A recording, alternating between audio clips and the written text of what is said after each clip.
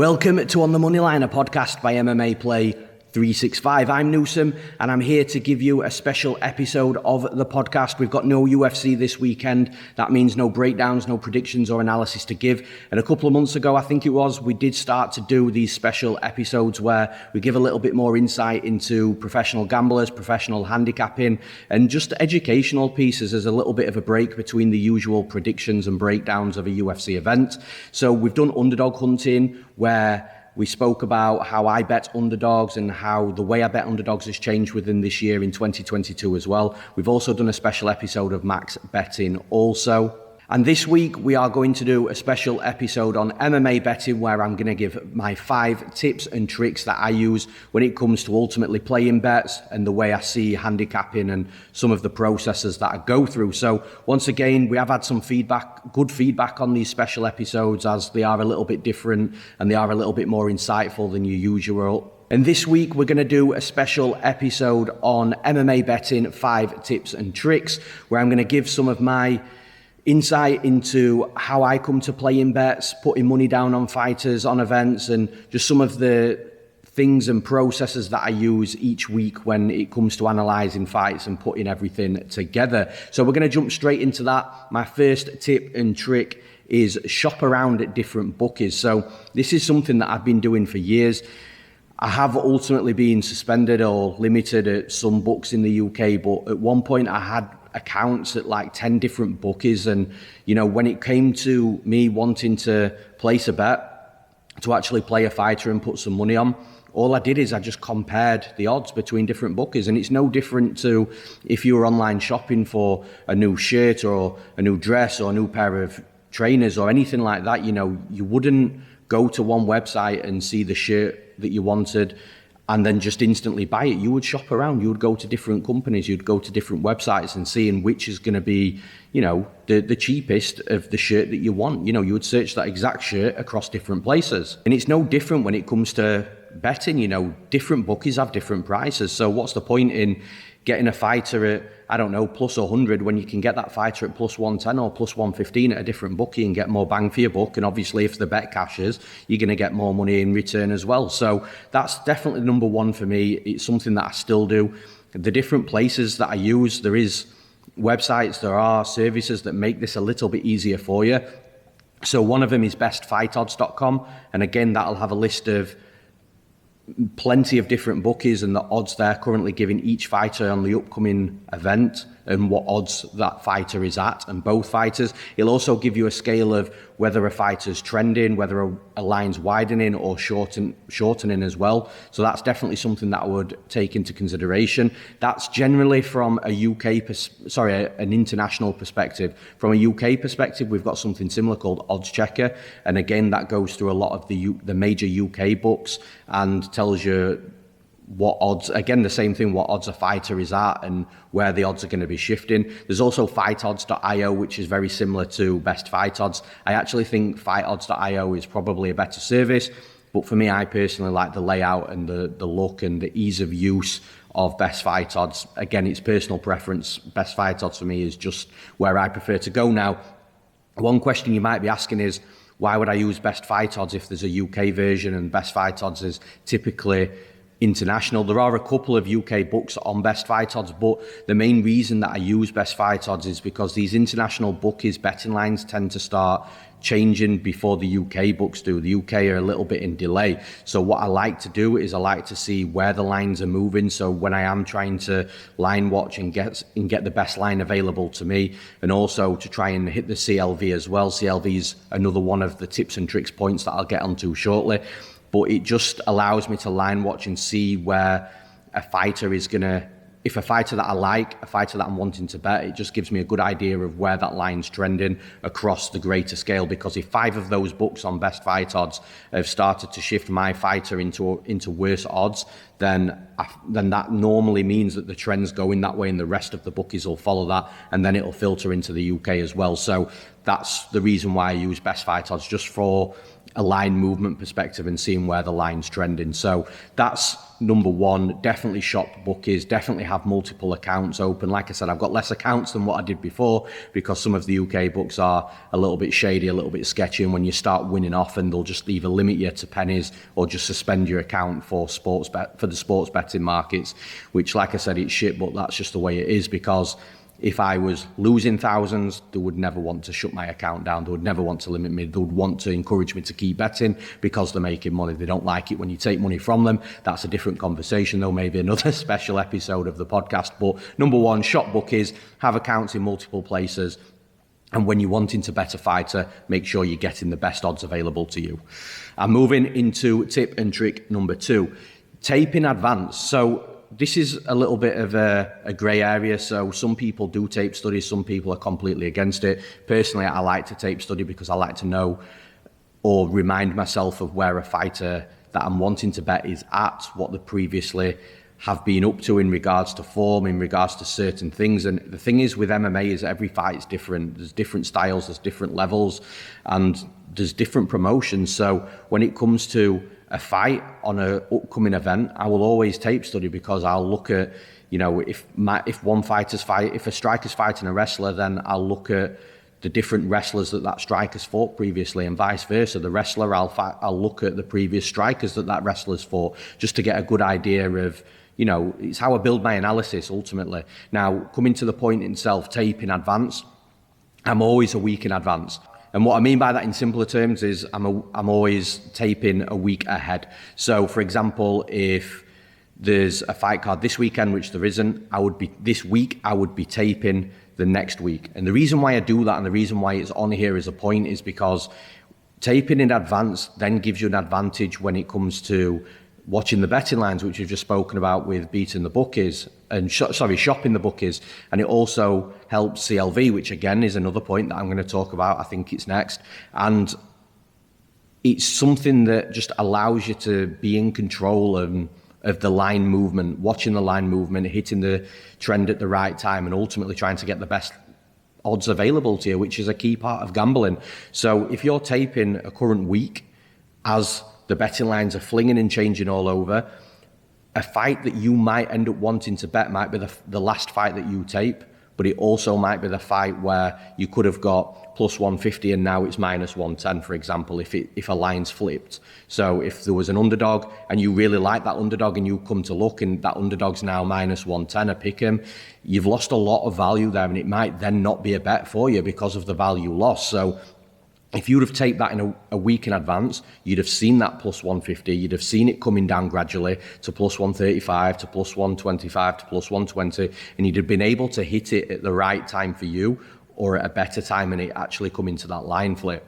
Now, like I said, there's no problem being a week in advance. The only issues that ever come with that is, fighter pullouts, and that's one downside of this. If you tape a fight a week ago, and then that just gives more chance of something happening with that fight with both fighters, and if one of the fighters pulls out injured, the fight gets scrapped, then you have wasted your time in the tape. But that can happen fight week as well. I don't feel like it's a big enough downside to not tape in advance, and taping in advance is definitely something that I'd absolutely recommend. Like I said, it just helps it helps watch the line movement, it helps hit the line at the right time and get the best available odds for your plays without losing too much value.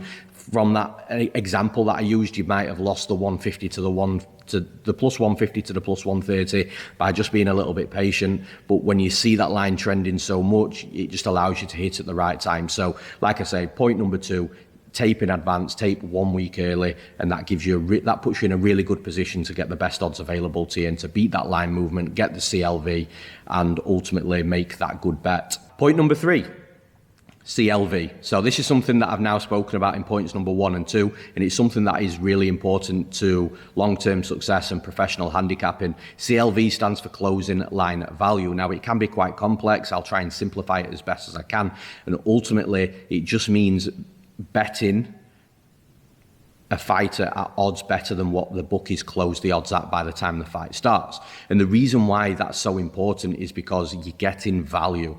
Now, in regards to CLV, it's proven that gamblers that consistently beat the closing line of the bookies are more likely to achieve long-term success. You know, that's proven, it's a fact within gambling. So if you can hit this right, then it just gives you a really good chance of being a long-term successful gambler. And actually only 1% of professional gamblers are or gamblers in general are profitable. So I'm proud to be in that 1% personally. But again, there's just little things that can help you to achieve that goal of being profitable long term. Like, yes, winning bets is ultimately what's going to determine whether you're profitable or not. But within winning a bet, there's so many different things that go into it, and CLV is one of them. And like I say, just consistently being able to beat the bookies closing betting line. So for example, if I bet a fighter at plus 150 and that fighter closes at plus 100, then I've got closing line value. Then on the flip side, if I bet a fighter at minus 125 as a favorite and they close at minus 175, then I've got that closing line value, and I'm consistently getting value over the bookies, because at one point, for example, at that minus 125, the bookie thought there should be a moderate favorite. But then by the end of it, they're thinking actually they should never have been minus 125, and it's closed at minus 175. And within that time, there's been public money pushed into that. It's ultimately altered the way the books are seeing the fight, and it's giving you that value by the closing line. Now, closing line value can happen at the beginning of fight week, it can happen at the end of fight week. And I actually saw a tweet or a post the other day that stated that you're better off doing your betting early, because all the value is then sucked out of that bet by the time it comes to the end of fight week. And that's simply not true, because what if you've done your tape, you've done your analysis, and you like fighter A is plus 100, but then you start seeing it go to plus 110, to plus 115, to plus 120. The value for you, the value is subjective. So the value for you is then getting better throughout fight week. And actually a lot of my recent bets have been played very late into fight week, because I'm seeing the fighter that I want to bet on's line just getting better and better and better. But then at some point, like I said, you've got to hit that trigger and you've got to try and achieve that closing line value, and you're not going to do it every time, and it's not going to be your success isn't going to be determined by missing a few lines every now and again of closing line value. But it is good to try and aim to get that closing line value, because it's proven long-term success. And another thing, just very quickly within this topic, and I've mentioned this a couple of times already in this special episode of the podcast, is best odds available to you at that time. So you might not have an account, or you might not be able to bet at a certain bookie that's got the best odds out there. But as long as you can get the best odds available to you within the bookies that you're using, again, that's something that I try to achieve, because sometimes being in the UK, I don't get some of the lines that are in the US. But what I always try and do, and I must do this 80-90% of the time at least, is get the best available odds to me, and I'm happy with that. I can't do anything about a betting line in America or Canada or wherever that I can't bet on, but I can do something about the bookies that I use in the UK. So as long as I'm getting the best available line to me, and I'm also aiming to beat closing line value as well, then I'm happy when that comes to playing a bet. So again, CLV is important.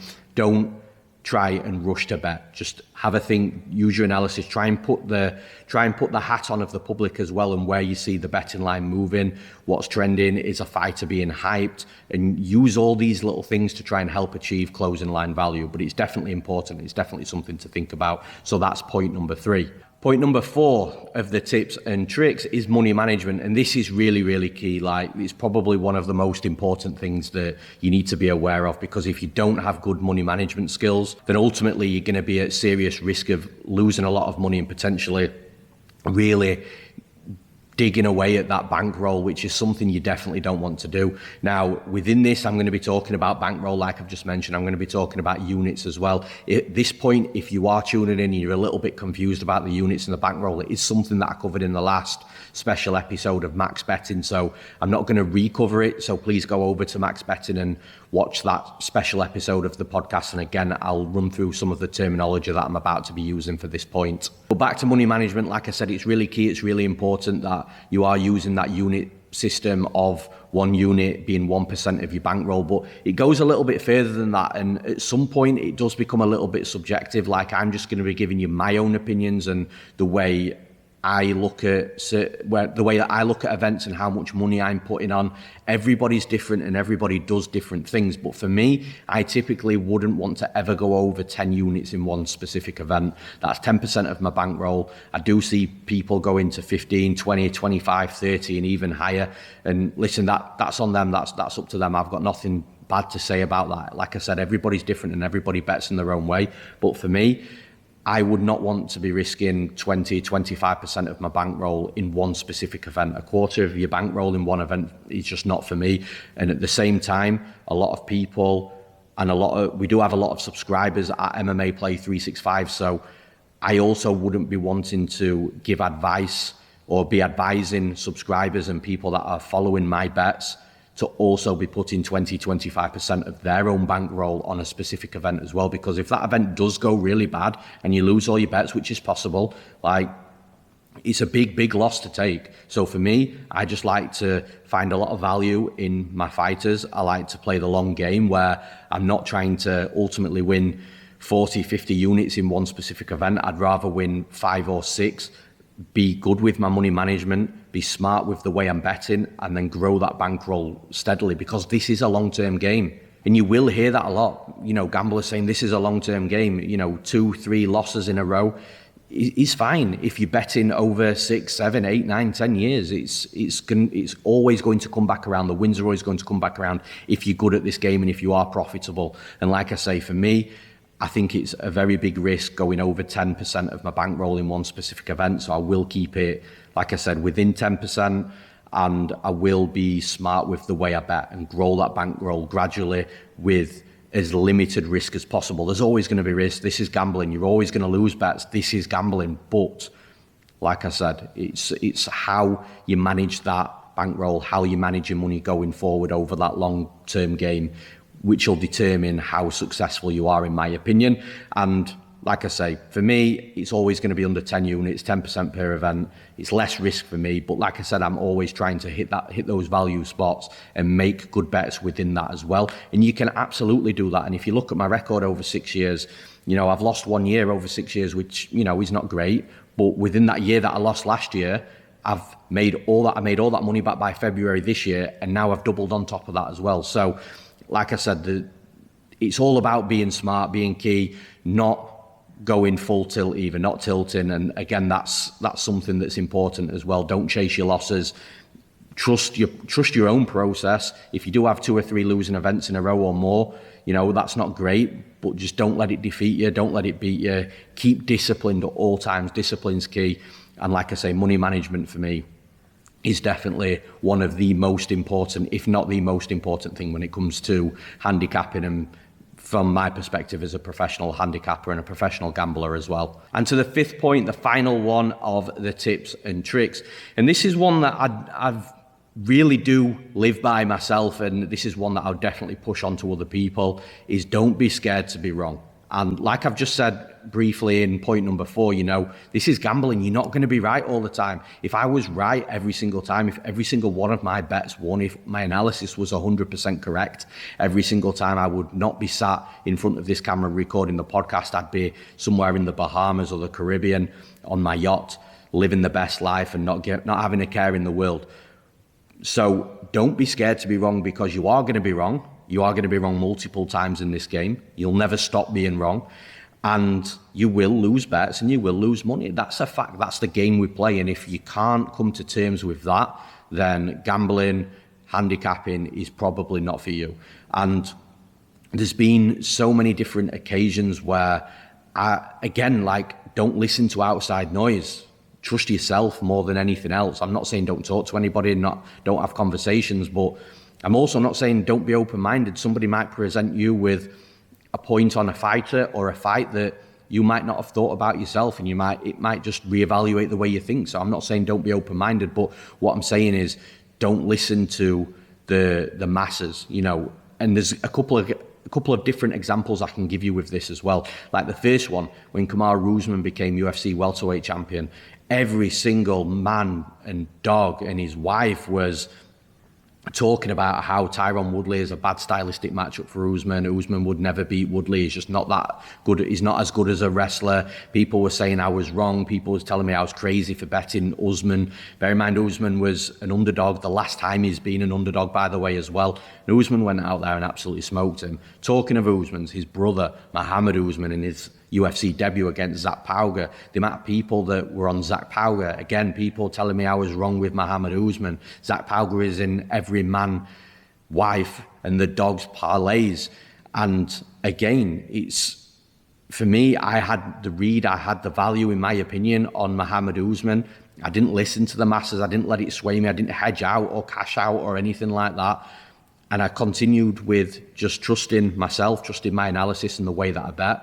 And Usman ended up knocking him out in round 2. There's so many other scenarios as well, like Francis Ngannou versus Cyril Gane. Again, everybody on Cyril Gane. Or if Ngannou doesn't knock him out in round 1, he's going to lose. He'll gas. He can't wrestle.